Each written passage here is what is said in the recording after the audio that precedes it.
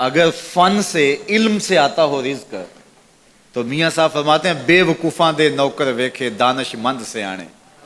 بے وقوفاں دے نوکر ویکھے دانش مند سیانے. انگوٹھا چھاپ شخص ہوتا ہے اور MBA جو ہے تعلیم کے حامل اس کے منشی بیٹھے ہوئے ہوتے ہیں.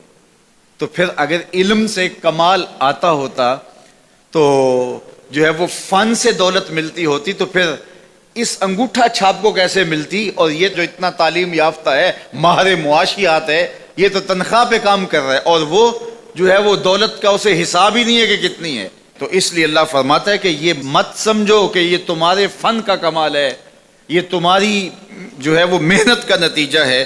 اللہ فرماتا ہے اولم یعلموا، کیا انہیں نہیں پتا ان اللہ یبسط الرزق لمن یشاء، جس کو چاہتا ہے اس کے لیے رزق کے دروازے کھول دیتا ہے، وَيَقْدِرْ، اور جس کے لیے چاہتا ہے اس کے لیے رزق کو تنگ کر دیتا ہے.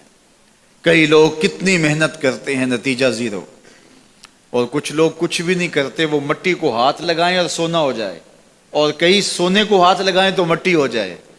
تو پھر کوئی طاقت کار فرما ہے نا جو مٹی کو سونا بنا دیتی ہے اور سونے کو مٹی بنا دیتی ہے. اللہ فرماتا ہے اس کو پہچانو، وہ کون ہے، وہ تمہارا رب ہے. مومن کا توکل اور مومن کا بھروسہ اللہ کی ذات پہ ہونا چاہیے.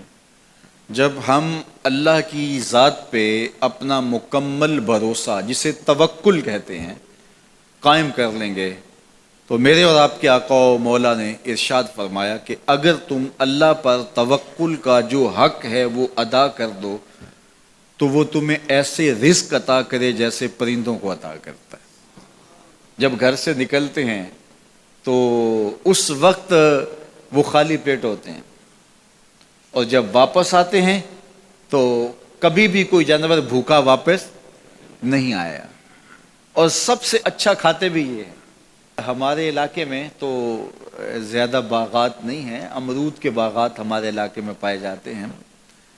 تو امرود کے باغ میں جو اگر کوئی دیہات کا شخص ہو یا جس کا امرودوں کا باغ ہو یا امرودوں کے باغ میں اس کا آنا جانا رہا ہو، اس سے پوچھئے کہ سب سے اچھا پھل امرود کے پیڑ پہ اچھا دانہ کون سا ہوتا ہے. کوئی آپ کو کہے کہ یار امرود توڑ کے لاؤ، میٹھا ہو اور جو ہے وہ پکا ہوا ہو اور ذائقے دار ہو تو وہ جاؤ توڑ کے لاؤ.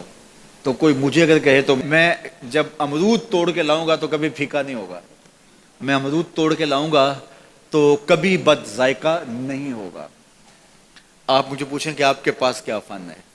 میرے پاس فن یہ ہے کہ میں نے امرودوں کے باغوں میں جو ہے وہ بچپن گزارا ہے اور مجھے پتہ ہے کہ اچھا اور پکا پھل کون سا ہوتا ہے. لیکن میں آپ کو نشانی بتا دیتا ہوں.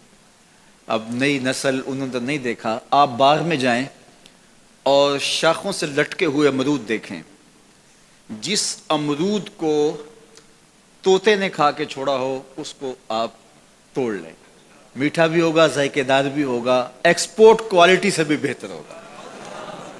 سب سے اچھا پورے پودے سے جو سب سے اچھا ہوگا وہ اس کو چونچ مارتا ہے اور پھر سارا کھاتا بھی نہیں ہے، تھوڑا سا لیا، نخرے والا آگے بڑھ گیا. اللہ اکبر. تو جو ایکسپورٹ کوالٹی ہوتی ہے اس سے بھی بہتر وہ کھاتا ہے.